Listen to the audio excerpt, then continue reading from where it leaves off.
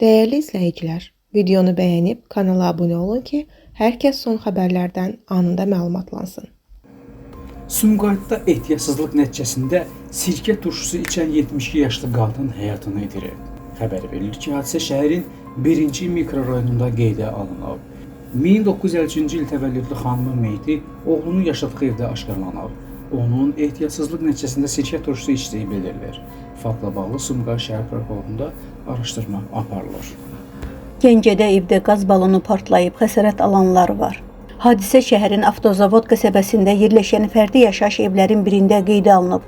Belə ki, 1966-cı il təvəllüdlü Əkbərova və onun övladı 1995-ci il təvəllüdlü Ələkbərov yanıq xəsarəti ilə xəstəxanaya yerləşdiriliblər. Hər iki xəstəyə yardım edilib, vəziyyətlərinin orta ağır olduğu bildirilir. Məlumata görə ana və övladı yaşadığı evdə qaz balonu partlaması nəticəsində yanıq xəsarətləri alıblar. Faktla bağlı araşdırma aparılır.